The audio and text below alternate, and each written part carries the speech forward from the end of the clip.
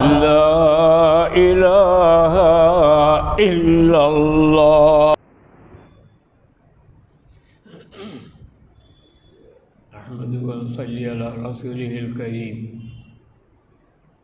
فقد قال الله تعالى في القرآن العظيم أعوذ بالله من الشيطان الرجيم بسم الله الرحمن الرحيم لقد جاءكم رسول من أنفسكم عزيز عليه ما عنتم حريص عليكم بالمؤمنين رؤوف رحيم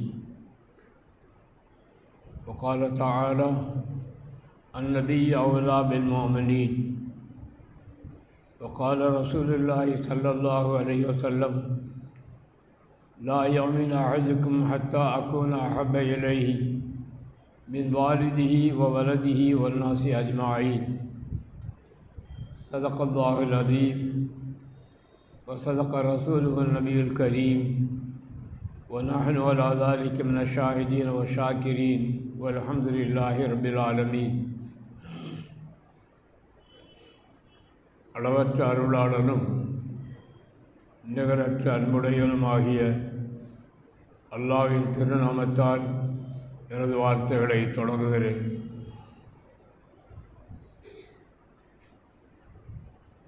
அன்பிற்குரிய அல்லாஹ்வின் நல்லடியார்களே, அல்லாஹ்வை பயந்து அவன் இட்ட கட்டளைகளை சிரமேற்றாங்கி வழிபடுவதன் மூலமும் அவன் விலக்கியுள்ள தீயவற்றை தவிர்த்து கொள்வதன் மூலமும் நமது வாழ்வை நாம் தூய்மையாக்கிக் கொள்வோமாக. புனிதமான இந்த ஜும்மா நாளின் பொருட்டால் அல்லாஹ் தஆலா நம்முடைய பாவங்களை எல்லாம் மன்னித்து நம்முடைய நியாயபூர்வமான கோரிக்கைகளை எல்லாம் ஏற்று நோயற்ற வாழ்வையும் குறைவற்ற செல்வத்தையும் தந்து அருள்பாலிப்பானாக. அன்புக்குரிய முஸ்லிம் சகோதரர்களே,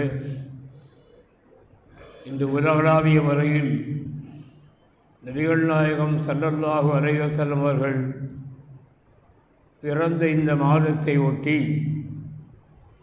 பெருமானார்களுடைய புகழ்பாக்கள் ஒவ்வொரு பள்ளிவாசல்களிலும் மற்றும் இல்லங்களிலும் ஓதப்பட்டு கொண்டும் பல்வேறு இடங்களில் அவர்களை பற்றிய சொற்பொழிவுகள் நிகழ்த்தப்பட்டு கொண்டும் இருப்பதை நாம் பார்க்கிறோம். நபிகள் நாயகம் ஸல்லல்லாஹு அலைஹி வஸல்லம் அவர்களுடைய வருகையை குறித்து அல்லாஹ் தஆலா குர்ஆனில் சொல்கிற போது லகத் ஜாஅக்கும் ரசூலும் மின் அன்ஃபுசிக்கும் அஸீஸுன் அலைஹி மா அனித்தும், உங்களிலிருந்தே ஒரு தூதுவர் உங்கள்பால் வந்திருக்கிறார். அவருடைய தன்மை எப்படிப்பட்டது என்றால், நீங்கள் கஷ்டப்படுவது அவருக்கு வேதனை அளிக்கிறது. ஹரீஸுன் அலைக்கும் பில் முஃமினீன ரவுஃபுர் ரஹீம், உங்களுடைய நல்வாழ்க்கையில் அவர் பேராசை கொண்டவராக இருக்கிறார். அவர் மிக்க இரக்க சிந்தை உள்ளவராக கிருபை உள்ளவராக இருக்கிறார் என்று அல்லாஹ் தஆலா நபிகள் நாயகம் ஸல்லல்லாஹு அலைஹி வஸல்லம் அவர்களை குறித்து நமக்கு இங்கு சொல்லி காட்டுகிறான்.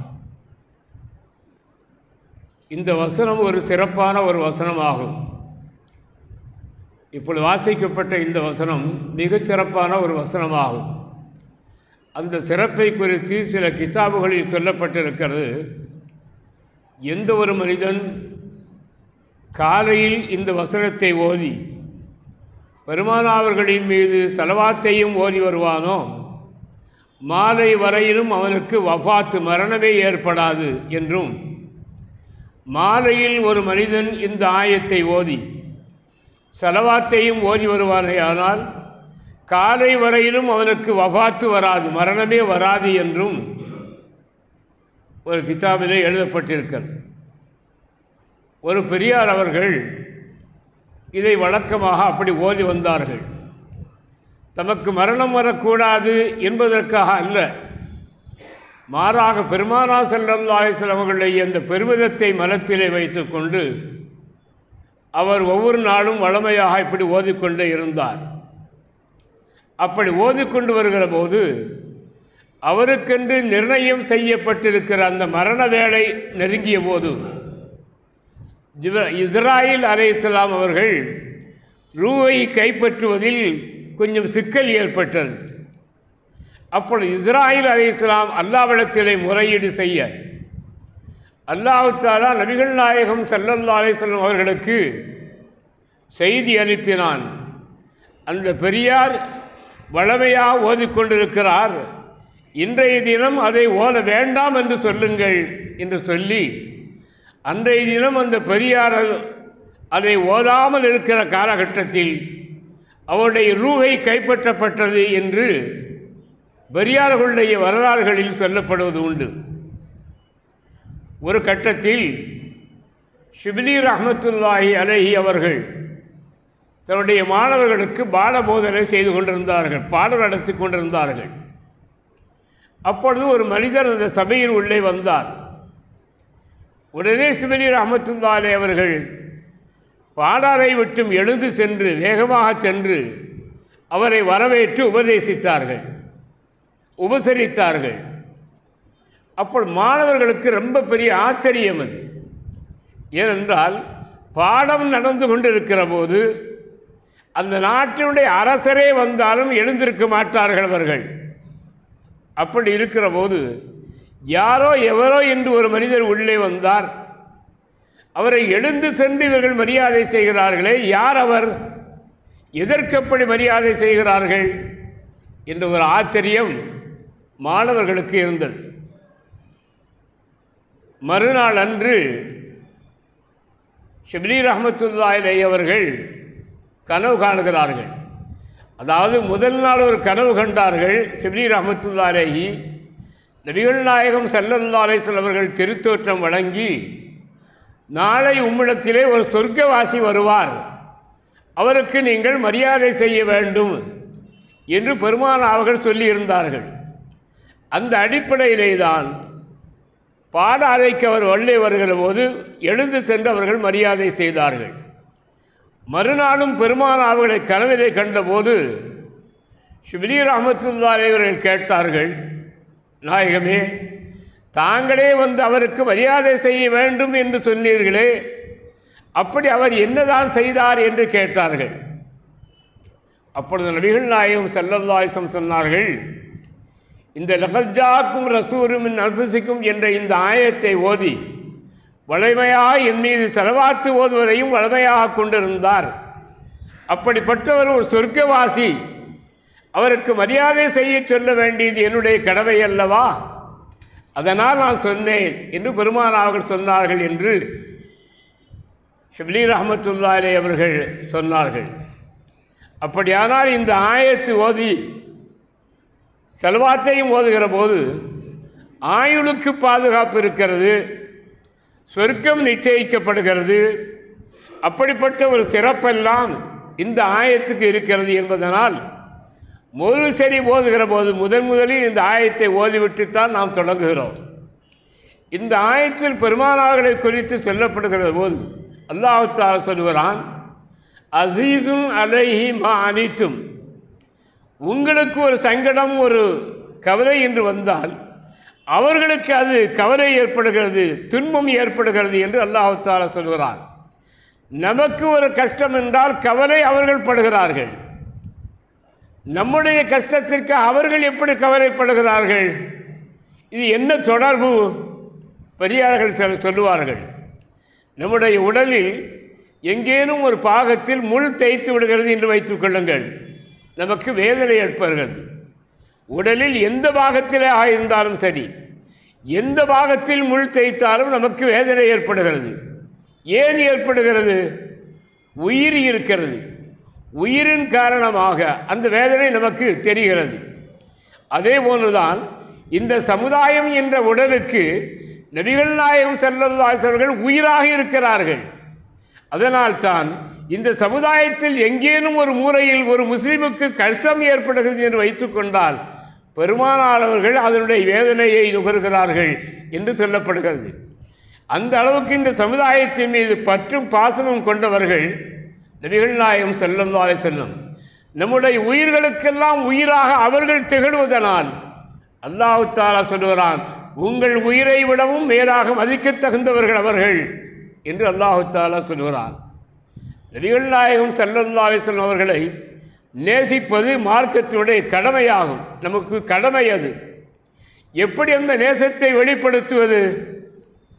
சிலர் சொல்லுவார்கள், இப்படி சொல்லுவார்கள், நபி நேசம் என்பது நபி வழி நடப்பதே என்று சிலர் சொல்லுவார்கள். உண்மையான நேசம் என்பது நபிகள் நாயகத்தினுடைய வழிமுறையை பின்பற்றுவது தான், அவர்களுக்கு கட்டுப்பட்டு நடப்பது தான் என்று சிலர் சொல்லுவார்கள். அது உண்மையை சரியான ஒரு விளக்கம் அல்ல. ஏனென்று சொன்னால், ஒரு அலுவலகத்தில் சில ஊழியர்கள் வேலை பார்க்கிறார்கள். அந்த அதிகாரிக்கு, அந்த அலுவலகத்தில் உள்ள அதிகாரிகளுக்கு அந்த ஊழியர்கள் கட்டுப்படுவார்கள். ஒரு தொழிற்சாலை இருக்கிறது, ஒரு முதலாளிக்கு கீழே பல வேலை பார்ப்பார்கள். அந்த முதலாளிக்கு அந்த வேலையாட்கள் எல்லாம் கட்டுப்படுவார்கள். சில இயக்கத்தினுடைய தலைவர்கள் இருக்கிறார்கள், தொண்டர்கள் எல்லாம் அவர்களுடைய சொல்லுக்கு கட்டுப்படுவார்கள். மேல் சொன்ன இவர்களெல்லாம் கட்டுப்படுகிறார்கள். ஆனால் மன விருப்பத்தோடு கட்டுப்படுகிறார்கள் என்று சொல்ல முடியாது. முதலாளிக்கு தொழிலாளர்கள், வேலைக்காரர்கள் கட்டுப்படுவதும் சரி, ஒரு அதிகாரிக்கு ஊழியர்கள் கட்டுப்படுவதும் சரி, ஒரு இயக்கத் தலைவர்களுக்கு தொண்டர்கள் கட்டுப்படுவதும் சரி, மன விருப்பத்தோடு கட்டுப்படுகிறார்கள் என்று சொல்ல முடியாது. மன வெறுப்போடும் கூட அவர்கள் கட்டுப்படலாம். ஒரு முதலாளி இருக்கிறார், தன்னுடைய வேலைக்காரனை கூப்பிடுகிறார், அடே கரீம் என்று கூப்பிடுகிறார். அவன் அப்பொழுதுதான் சும்மா படுத்திருக்கிறான். அவன் முணங்கிக் கொண்டே வருகிறான். இவருக்கு வேலையும் இல்லை, சோலையும் இல்லை, எப்பொழுது பார்த்தாலும் கூப்பிட்டு கொண்டே இருக்கிறார். நாம் என்ன நிலையில் இருக்கிறோம் என்பது கூட இவருக்கு தெரிவதில்லை என்று முணுமுணுத்து கொண்டே வெறுப்போடு அவன் செல்கிறான். அப்படியானால் இவர்கள் எல்லாம் மன விருப்பத்தோடு கட்டுப்படுவது இல்லை, மன வெறுப்போடு கட்டுப்படுகிறார்கள். நபிகள் நாயகம் ஸல்லல்லாஹு அலைஹி வஸல்லம் கட்டுப்படுவது என்பது இப்படி அல்ல. மன விருப்பத்தோடு கட்டுப்பட வேண்டும், அன்பும் பக்தியும் நிறைந்த நிலையோடு கட்டுப்பட வேண்டும். அதுதான் உண்மையான கட்டுப்பாடு, உண்மையான பின்பற்றுதல் என்பது அதற்குத்தான் சொல்லப்படும். பெரியார்கள் சிலர் அதற்கான சில வழிமுறைகளை சொல்லியிருக்கிறார்கள். முதலில் நபிகள் நாயகம் ஸல்லல்லாஹு அலைஹி வஸல்லம் நாம் கண்ணியம் செலுத்த வேண்டும், கண்ணியம் இருக்க வேண்டும். அல்லாஹ் தஆலா குர்ஆனில் சொல்கிற போது, மற்றவர்களை நீங்கள் அழைப்பது போல் நபிகள் நாயகத்தை நீங்கள் அழைக்காதீர்கள் என்று அல்லாஹ் தஆலா சொல்கிறான். மற்றவர்களை சில பேரை பெயர் சொல்லி நாம் அழைப்போம், ஏ அப்துல் காதர், அப்துல் கரீம் என்றெல்லாம் சொல்லி அழைப்போம். அதுபோன்று நபிகள் நாயகத்தை நீங்கள் அழைக்காதீர்கள், அது மரியாதை குறைவு என்கிறான். ஒரு காட்டரபி வந்தார், பெருமானாருடைய வீட்டிற்கு வந்து கதவை தட்டி, யா முஹம்மது, யா முஹம்மது வெளியே வாரும் என்று அவர் கூப்பிட்டார். அல்லாஹ் தஆலா அது கூடாது என்கிறான், அது மரியாதை குறைவு என்கிறான். அப்படி நீங்கள் அழைக்கக்கூடாது என்று. மேலும் நபிகள் நாயகம் ஸல்லல்லாஹு அலைஹி வஸல்லம் முன்னால் மரியாதை குறைவாக நடக்கக்கூடாது என்றும் அல்லாஹ் தஆலா சொல்கிறான். அது உங்களுடைய அமல்களை அழித்துவிடும் என்றும் அல்லாஹ் தஆலா சொல்கிறான். ஒரு கட்டத்தில் வெளியூரில் இருந்து ஒரு கூட்டம் வந்தது, பெருமானாருடைய சமூகத்திற்கு வந்தது. அந்த கூட்டத்தில் ஒருவரை தேர்வு செய்து அந்த கூட்டத்திற்கு தலைவராக தேர்வு செய்யலாம். யாரை தேர்வு செய்யலாம், ஒரு அபிப்பிராயத்தை சொல்லுங்கள் என்று பெருமானார்கள் கேட்டபோது, ஹஸரத் அபூபக்கர் சித்திக் ரலியல்லாஹு அன்ஹு அவர்கள் எழுந்து ஒரு மனிதரை சுட்டிக்காட்டி, இவரை இந்த கூட்டத்திற்கு தலைவராக தேர்வு செய்யலாம் என்று ஒரு அபிப்பிராயத்தை சொன்னார்கள். அடுத்து பக்கத்தில் இருந்த உமருல் ஃபாரூக் அவர்கள் எழுந்து வேறொரு மனிதரை சுட்டிக்காட்டி, நாயகமே அவரை நீங்கள் தலைவராக தேர்வு செய்யலாம் என்று அவர்கள் சொன்னார்கள். இப்பொழுது அபூபக்கர் சித்திக் அவர்கள் சொன்னார்கள் உமருல் ஃபாரூக் அவர்களை பார்த்து, எப்பொழுது பார்த்தாலும் நான் எதை சொல்கிறேனோ அதற்கு எதிராக சொல்லுவதே உங்களுடைய பழக்கமாக போய்விட்டது என்றார்கள். உடனே உமருல் ஃபாரூக் அவர்கள் சொன்னார்கள், அப்படியெல்லாம் இல்லை, என்னுடைய கருத்தை நான் சொன்னேன் அவ்வளவுதான் என்று சொன்னார்கள். இல்லை, எனக்கு மாற்றமாக சொல்ல வேண்டும் என்பதற்காகவே நீங்கள் சொல்லியிருக்கிறீர்கள் என்று சொல்ல, அப்படியெல்லாம் இல்லை என்று அவர்கள் மறுத்து சொல்ல, ஒரு வாக்குவாதம் ஏற்பட்டு சப்தம் தடித்து விட்டது, சப்தம் பெருகிவிட்டது. பெருமானாருடைய முன்னிலையில் இது நடக்கிறது. அல்லாஹ் தஆலா சொல்கிறான், நபிகள் நாயகத்திற்கு முன்னால் வைத்து கொண்டு இப்படி நீங்கள் சப்தம் போடக்கூடாது என்கிறான். சத்தமிட்டது யார்? சஹாபா பெருமக்களிலேயே உயர்ந்த அந்தஸ்தை பெற்ற அபூபக்கர் சித்திக் அவர்களும் உமருல் ஃபாரூக் அவர்களும் தான் பேசிக்கொள்கிறார்கள். அல்லாஹ் தஆலா சொல்கிறான், நபிகள் நாயகத்திற்கு முன்னால் இப்படியெல்லாம் நீங்கள் நடந்து கொள்வது சரியில்லை என்கிறார். இப்படி நீங்கள் சத்தம் போடக்கூடாது என்று சொல்கிறான். நம்முடைய பாஷையில் சொல்லுவதாக இருந்தால் நாவை அடக்கி பேசுங்கள் என்று அல்லாஹ் தஆலா சொல்லுவதாக இந்த வார்த்தை அமையும் என்று சொல்லலாம். ஒரு மனிதர் ஹஜ்ஜுக்கு வந்திருந்தார். வந்தவர் நபிகள் நாயகம் ஸல்லல்லாஹு அலைஹி வஸல்லம் அந்த ரவுதா ஷரீஃபை ஜியாரத்து செய்துவிட்டு வெளியே போனார். வெளியே போகிற போது தன்னுடைய செருப்பை எடுத்து கீழே பொத்தென்று போட்டார். மேலிருந்து கீழே பொத்தென்று போட்ட உடனே சப்தம் ஏற்பட்டால் சப்தம் ஏற்படத்தான் செய்யும். செருப்பை உயரத்திலே இருந்து கீழே போட்டால் சப்தம் ஏற்படும். அருகிலே நின்று கொண்ட ஒரு மனிதர் சொன்னார், நீங்கள் இந்த பள்ளிவாசலில் அவமரியாதையாக நடக்காதீர்கள். இந்த பள்ளிவாசலில் சப்தம் வரக்கூடாது. இது நபிகள் நாயகத்தினுடைய பள்ளிவாசல். இன்று நபிகள் நாயகம் ஸல்லல்லாஹு அலைஹி வஸல்லம் நமக்கு முன்னால் இல்லாவிட்டாலும் கூட அவருடைய பள்ளிவாசலில் அந்த ஒழுக்கத்தை கடைபிடிக்க வேண்டும். இங்கே சப்தம் வரக்கூடாது. நீங்கள் செருப்பை மேலே இருந்து கீழே போட்டு சப்தம் வர செய்கிறீர்கள். அது ஒழுக்க குறைவு, மரியாதை குறைவு என்று அவர் சொல்லி காட்டினார். இப்படி நபிகள் நாயகத்தினுடைய பள்ளிவாசலில் எப்படி நடந்து கொள்ள வேண்டும் என்பதை குறித்து கூட பெரியார்கள் நமக்கு சொல்லி தந்திருக்கிறார்கள். அப்படியெல்லாம் மரியாதையாக நடந்து கொள்ள வேண்டும். இன்னும் சொல்லுவதானால் பெரியார்கள் சொல்கிறார்கள், நபிகள் நாயகம் ஸல்லல்லாஹு அலைஹி வஸல்லம் அவர்களோடு என்னென்ன பொருட்கள் எல்லாம் தொடர்பு கொண்டதாக இருந்ததோ அத்தனையும் நாம் மதிக்க வேண்டும் என்கிறார்கள். பெருமானார்களோடு தொடர்பு கொண்ட அத்தனை பொருட்களையும் நாம் மதிக்க வேண்டும்.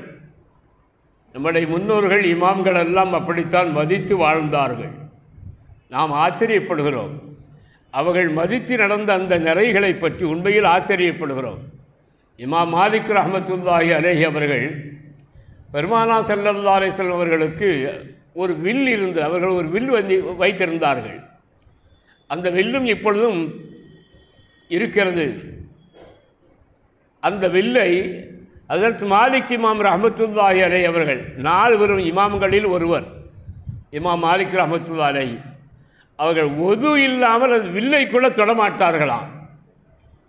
அல்லாஹ் தஆலா குர்ஆனில் சொல்லுகிற போது லா யமஸ்ஸுஹு இல்லல் முத்தஹரூன், சுத்தமானவர்கள் தவிர வேறு யாரும் இந்த குர்ஆனை தொடக்கூடாது என்று அல்லாஹ் தஆலா சொல்கிறான். குர்ஆனை தொட வேண்டும் என்றால் ஒது வேண்டும். ஒது இருந்தால்தான் குர்ஆனை தொட முடியும். ஒது இல்லாதவர்கள் குர்ஆனை தொடக்கூடாது. ஓதலாமா என்றால் ஓதலாம். குர்ஆனை ஒது இல்லாமல் ஓதலாம். யாசீன் ஓதலாம், அல்ஹம்து ஓதலாம், குல் ஹுவல்லாஹு எல்லாம் ஓதலாம். எல்லாம் குர்ஆன் தான். குர்ஆனை தொட வேண்டும் என்று சொன்னால் ஒது வேண்டும். இது குர்ஆன் சொல்லக்கூடிய மார்க்க சட்டம் அது. ஆனால் இமாம் மாலிக் ரஹ்மத்துல்லாஹி அலைஹி குர்ஆனை தொடுவது அல்ல, பெருமானார்கள் தொட்ட வில்லை தொடுவதற்கு கூட ஒது வேண்டும் என்கிறார்கள். ஒதுவை வைத்துத்தான், ஒது இருந்துதான் அவர்கள் அந்த வில்லை தொடுவார்களாம். அன்வர் ஷா காஷ்மீரி என்ற ஒரு பெரிய கல்விமான் இருந்தார்கள். டெல்லி மாநகர், அதாவது பாகிஸ்தானில். அவர்கள் குர்ஆனைத்தான் ஒது இல்லாமல் தொடக்கூடாது என்று அல்லாஹ் தஆலா சொல்கிறான். ஆனால் அவர்கள் அப்படி அல்ல. ஹதீஸ் நூல்கள் இருக்குமே, அந்த ஹதீஸ் நூல்களையும் கூட ஒது இல்லாமல் அவர்கள் தொடுவதில்லை. ஏன், பெருமானார்கள் பொன்மொழிகள் பொதிந்த கிதாபுகள் அவை. எனவே அந்த கிதாபுகளை தொடுவதற்கும் கூட ஒது வேண்டும் என்று அவர்கள் ஒதுவுடனே தான் தொடுவார்கள். ஒது இல்லாமல் அந்த கிதாபுகளை தொடவே மாட்டார்கள். இன்னும் ஆச்சரியம் என்ன தெரியுமா? இந்திய நாட்டினுடைய முகலாய மன்னர்களில் அவுரங்கசீப் நீங்கள் எல்லாம் கேள்விப்பட்டிருப்பீர்கள். அவர் ஒரு பெரிய மகான். அவுரங்கசீப் மன்னர் ஒரு பெரிய மகான். இந்திய நாட்டினுடைய அரசாங்கம் எவர்கள் உயர்ந்த நிலையில் இருக்கிறார்களோ முகலாய மன்னர்களில் அவர்களை மட்டமாக பேசுவார்கள். யார் மட்டமாக இருக்கிறார்களோ அவர்களை உயர்த்தி பேசுவார்கள். அக்பர் என்று ஒருவர் இருந்தார் முகலாய மன்னர்களில், அக்பர் பாதுஷா என்று. அவர் புதிதாக தீனை இலாஹி என்ற ஒரு மார்க்கத்தையே தோற்றுவித்தார். அதனால் முஸ்லிம்களுக்கு மத்தியில் மிகப்பெரிய வெறுப்பிற்குரியவராக அவர் திகழ்ந்தார். இந்தியாவில் உள்ள அரசாங்கம் அவரைத்தான் போற்றுகிறது. அவுரங்கசீப் மன்னர் பெரிய ஒரு அவுலியா, அவர் மிகப்பெரிய விலாயத்து பெற்றவர்.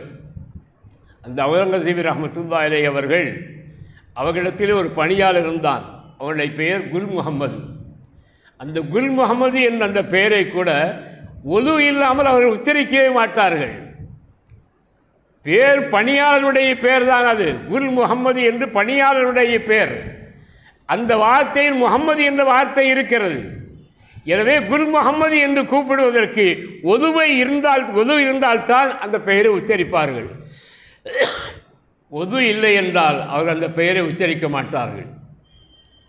ஒரு கட்டத்தில் அவர்களுக்கு அவசியம் ஏற்பட்டால், அந்த பணியாளரை கூப்பிடுவதற்கு அவசியம் ஏற்பட்டால் ஒது இருந்தால் கூப்பிடுவார்கள். ஒது இல்லை என்று சொன்னார் குல் என்று மாத்திரமே சொல்லுவார், முகமது சொல்ல மாட்டார்கள். குல் என்று சொன்ன உடனேயே அவன் ஓடோடி வந்து என்ன அரசை என்று கேட்க மாட்டான். அவன் ஓடோடி வருகிற போது தண்ணீரை எடுத்து கொண்டு வருவான். குல் என்று அரசர் சொல்லியிருக்கிறார்கள். அவர்களுக்கு ஒது இல்லை என்பது அவனுக்கு தெரியும்.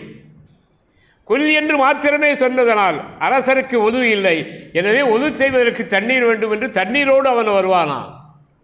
இது எப்படிப்பட்ட ஒரு அன்பு, எப்படிப்பட்ட ஒரு நேசம்! இந்த நேசத்தின் அடிப்படையிலே தான் பெருமானார் அவர்களை பின்பற்றினார்கள். அவர்கள் நேசத்தினுடைய உச்சம் அவர்களிடத்தில் இருந்தது. எனவே இத்தகைய நேசத்தின் அடிப்படையிலே தான் பெருமானார் அவர்களை பின்பற்றினார்கள், அவர்களுக்கு கட்டுப்பட்டார்கள். சஹாபா பெருமக்களுடைய வாழ்க்கை அப்படித்தான் இருந்தது. ஒரு சமயம் நபிகள் நாயகம் ஸல்லல்லாஹு அலைஹி வஸல்லம் அவர்கள் மக்காவிலே ஒரு பக்கத்துக்கு சென்று கொண்டிருந்தார்கள். ஒட்டகத்திலே செல்லுகிறார்கள். கொஞ்சம் தூரம் சென்றவுடனேயே வழி மாறி போய்விட்டது என்பதை பெருமானார் அவர்கள் உணர்கிறார்கள். வழி மாறி வந்து விட்டோம் என்று உடனே ஒட்டகத்தை திருப்பி இந்த பக்கம் வந்து மாற்று வழியிலே செல்ல ஆரம்பித்தார்கள். அப்படி திரும்பி வருகிற போது பக்கத்திலே உள்ள ஒரு மரத்தினுடைய கிளையில் தலைப்பாகை சிக்கிக் கொண்டது. பெருமானாருடைய தலைப்பாகை சிக்கிக் கொண்டது. உடனே அதை சரி செய்து எடுத்து தலையில் மாற்றிக்கொண்டு பெருமானார்கள் பயணித்து விட்டார்கள். இதை சஹாபா பெருமக்கள் பார்க்கிறார்கள். அப்துல்லா இப்னு உமர் ரலியல்லாஹு அன்ஹு அவர்கள் அந்த பக்கமாக செல்ல நேர்ந்தால் ஒட்டகத்திலே அவர் செல்லுவார்கள். அவர்களுக்கு எந்த விதமான சந்தேகமும் கிடையாது. பாதை தவறிப்போனதில்லை. வேண்டுமென்றே அவர்கள் பெருமானார்கள் எதுவரையிலும் சென்றார்களோ அதுவரையிலும் சென்று தவறிப்போய் எப்பொழுது திரும்பினார்களோ அதற்கு பின்னால் அவர்கள் அங்கிருந்து திரும்புவார்கள். திரும்பிவிட்டு அந்த மரத்தினுடைய கிளையில் தங்களுடைய தலைப்பாய் எடுத்து மாட்டுவார்கள். அதன் பிறகு அதை எழுத்து தரையிலே போட்டுக்கொண்டு அவர்கள் செல்லுவார்களாம். இப்படித்தான் சஹாபா பெருமக்கள் பின்பற்றி இருக்கிறார்கள். அன்பும் பக்தியும் கலந்த நிலையில் அவர்களுடைய கட்டுப்பாடு, அவர்கள் பின்பற்றுதல் இருந்திருக்கிறது. எனவே எடுத்த எடுப்பிலேயே பெருமானார்களை நேசிப்பது என்பது பின்பற்றுவது தான் என்று சொல்ல முடியாது. உண்மையில் பின்பற்றுவது என்பது இந்த நிலையில் இருக்க வேண்டும், இந்த முறையில் இருக்க வேண்டும். அன்பும் பக்தியும் கலந்த நிலையில் பெருமானார்களை பின்பற்ற வேண்டும். சாதாரணமானவை அல்ல. பெருமானார்கள் மிகச் சிறந்தவர்கள். அவர்களிடத்தில் எப்படி நடந்து கொள்ள வேண்டும் என்பதை அல்லாஹு தஆலாவே நமக்கு பாடம் நடத்தி தந்திருக்கிறான். அந்த வகையில்தான் பெருமானார்களிடத்தில் நாம் நடந்து கொள்ள வேண்டும். இமாம் அபூ ஹனீஃபா ரஹ்மத்துல்லாஹி அலைஹி அவர்கள் மதீனா நகரத்திலே வீதியிலே செல்லுகிற போது நடு வழியில் செல்ல மாட்டார்களாம், ஓரமாகத்தான் போவார்களாம். இமாம் அபூ ஹனீஃபா ரஹ்மத்துல்லாஹி அலைஹி அவர்கள் யார்? 4 பெரும் இமாம்களில் மிகப்பெரிய ஒரு இமாம் அவர்கள். அவர்கள் மதீனா நகரத்து வீதியிலே நடந்து செல்கிற போது நடு மத்திய பாகத்தில் நடக்க மாட்டார்களாம், ஓரஞ்சாரத்திலே நடந்து செல்வார்கள். ஏன் அப்படி நடந்து செல்கிறார்கள்? நபிகள் நாயகம் ஸல்லல்லாஹு அலைஹி வஸல்லம் அவர்கள் நடு பாதையில் நடந்து சென்றிருப்பார்கள். அவருடைய புனித பாதம் பட்ட அந்த இடத்தில் நம்முடைய பாதத்தை கொண்டு மிதிப்பதா என்று கருதி ஓரத்திலே நடந்து செல்வார்களாம் அவர்கள். தேவபந்து மதரசா ஒரு பெரிய மதரசா இருக்கிறது, உங்களுக்கெல்லாம் தெரியும். அந்த மதரசாவுடைய நிறுவனர் காசிம் நானூத்தவி அவர்கள். அந்த காசிம் நானூத்தவி அவர்கள் மதீனா நகரத்திற்கு சென்றால் அந்த எல்லை வந்தவுடனேயே செருப்பை கழட்டி விடுவார்களாம். அதற்கு பிறகு செருப்பை போட மாட்டார்கள்.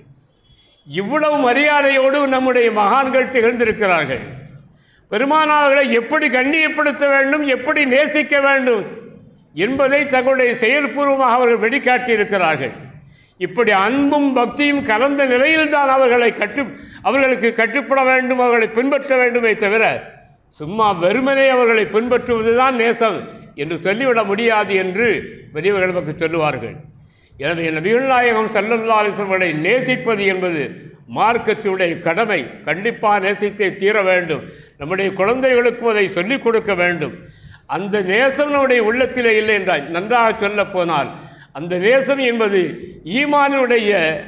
ஈமானை அளவிட்டு காட்டும் அளவுகோல் ஆகும். நபிகள் நாயகத்தின் மீது நாம் கொண்டிருக்கிற நேசம் ஈமானை பற்றிய அளவுகோல் ஆகும். நபிகள் நாயகம் ஸல்லல்லாஹு அலைஹி வஸல்லம் சொன்னார்கள், லா யுமினு அஹதுக்கும் ஹத்தா அக்கூன அஹப்ப இலைஹி மின் வாலிதிஹி வ வலதிஹி வன்னாஸி அஜ்மாயின். எந்த ஒரு மனிதனுடைய உள்ளத்தில் தன்னுடைய தாயை விட, தந்தையை விட, தான் பெற்ற மக்களை விட, உலகத்தில் சர்வ மனிதர்களையும் விட என்னை பற்றி அன்பு மிகைக்காத வரையில் அவர் பூரணத்துவமற்ற ஈமான்தாரி அல்ல என்றார்கள். ஒரு சமயம் உமர் ஃபாரூக் ரலியல்லாஹு அன்ஹு அவர்கள், நாயகமே, உங்களை நான் நேசிக்கிறேன், உலகத்தில் சர்வத்தை விடவும் நேசிக்கிறேன், என்னுடைய உயிரை தவிர என்றார்கள். இது யதார்த்தம். உலகத்தில் எல்லா மனிதனும் தன்னுடைய உயிரின் மீது தான் நேசம் வைத்திருக்கிறான். சிலர் சொல்லுவார்கள், மனைவியை பார்த்து, மக்களை பார்த்து என் உயிரையே வைத்திருக்கிறேன் என்று சொல்லுவார்கள். அத்தனை பொய். ஒவ்வொரு மனிதனும், எந்த மனிதனாக இருந்தாலும் சரி, தன் உயிரின் மீது தான் நேசம் அதிகமாக வைத்திருப்பான். அந்த யதார்த்தத்தை சொன்னார்கள் உமருல் ஃபாரூக் அவர்கள். நாயகமே, சர்வ வஸ்துக்களை விடையும் உங்களை நான் நேசிக்கிறேன், என் உயிரை தவிர என்றார்கள். நபிகள் நாயகம் ஸல்லல்லாஹு அலைஹி வஸல்லம் கொஞ்சமேனும் தயக்கம் இல்லாமல் சொன்னார்கள், உமரே, உங்களுடைய ஈமான் பூரணத்துவம் பெறவில்லை என்றார்கள். எந்த உமரை பார்த்து இப்படி சொல்லிவிட்டார்கள்? அவர் அப்படியே ஆடி போய்விட்டார். உமருல் ஃபாரூக் ஆடி போய்விட்டார். அடுத்து சொன்னார், நாயகமே, என் உயிரை விட உங்களை நான் மேலாக நேசிக்கிறேன் என்று சொன்னார்கள். இப்பொழுதுதான் உமரே, உங்களுடைய ஈமான் பூரணத்துவம் பெற்றது என்றார்கள். ஈமான் பூரணத்துவம் பெற்றதா அரைகுறையானதா என்பதை அளவிட்டு காட்டக்கூடிய ஒன்றுதான் இந்த நேசம் என்பது, நபிநேசம் என்பது. எனவே நபிகள் நாயகம் ஸல்லல்லாஹு அலைஹி வஸல்லம் அவர்கள் பிறந்த இந்த மாதத்தில் அவர்களை பற்றி அதிகம் நாம் நினைவு கூற வேண்டும், அதிகம் நாம் பேச வேண்டும், அவர்களை பற்றி பேசுகின்ற அந்த இடத்தில் உட்கார வேண்டும். எல்லாமும் நமக்கு நன்மை தரக்கூடிய செயல்களாகும். 12 நாட்கள் நாம் தொடராக நம்முடைய பள்ளியிலே அவர்களை பற்றி தான் பேசப்படும், வேறு எதையும் பேச மாட்டார்கள். இங்கே பெருமானார்களை பற்றியை தவிர, அவர்களை பற்றி தவிர வேறு எதை பற்றியும் இங்கே பேச மாட்டார்கள். அவர்களை பற்றி தான் பல கோணத்திலும் பேசப்படும். எனவே அவர்களை பற்றி கேட்பதற்கு நாம் உட்கார வேண்டாமா? பெருமானார்கள் சொல்கிறார்கள், ஒவ்வொரு வியாழக்கிழமை தோறும் உங்களுடைய அமல்கள் எனக்கு எடுத்து காட்டப்படுகிறது என்கிறார்கள். பெருமானார்களுக்கு இந்த கூட்டமும் எடுத்து காட்டப்படும். பெருமானார்களை பற்றி பேசுகின்ற இந்த கூட்டத்தையும் எடுத்து காட்டப்படும். யாரெல்லாம் உட்கார்ந்திருக்கிறார்கள் பெருமானார்கள் பார்ப்பார்கள், அவர்களுக்கு தெரிவிக்கப்படும். யாரும் இல்லை என்ற அவர்களை பற்றி பெருமானார்கள் கவலைப்படுவார்கள். எனவே நபிகள் நாயகம் ஸல்லல்லாஹு அலைஹி வஸல்லம் அவர்கள் மீது உண்மையான அன்பும் உண்மையான நேசமும் நாம் கொள்ள வேண்டும். அதுதான் நமக்கு மிகப்பெரிய நன்மைகளை ஈட்டித் தரும். குர்ஆன் சொல்லுகிற போது, அந்த நேசத்தில் குறைபாடு இருந்தால், பெருமானார்களோடு அவமரியாதையால் நடந்து கொண்டால் அமல்களெல்லாம் அழிந்து போய்விடும் என்று அல்லாஹ் தஆலா குர்ஆனில் சொல்கிறான். அவ்வளவு பெரிய மகத்துவம் பெருமானார்களுக்கு மரியாதை செய்ய வேண்டும், மரியாதையோடு நடந்து கொள்ள வேண்டும் என்பதை குர்ஆனில் நமக்கு சொல்லி காட்டப்படுகிறது. எனவே பெருமானார் ஸல்லல்லாஹு அலைஹி வஸல்லம் அவர்கள் பிறந்த இந்த மாதத்தில் அவர்களை பற்றி அதிகமாக நினைவு கூற வேண்டும், அவர்கள் மீது அதிகமான ஸலவாத் ஓத வேண்டும். எப்பொழுது பார்த்தாலும் அவர்களுடைய நினைவே நமக்கு இருந்து கொண்டிருக்க வேண்டும். இந்த நிலையில் பெருமானார்களை போற்றி நாம் புகழ வேண்டும். வல்லநாயனான அல்லாஹு தஆலா அத்தகைய பெரும் தௌஃபீகை நம் அனைவருக்கும் தந்து அருள் பாலிப்பானாக. வாஹிரு தாவானா அல்ஹம்துலில்லாஹி ரப்பில் ஆலமீன். அஸ்ஸலாமு அலைக்கும்.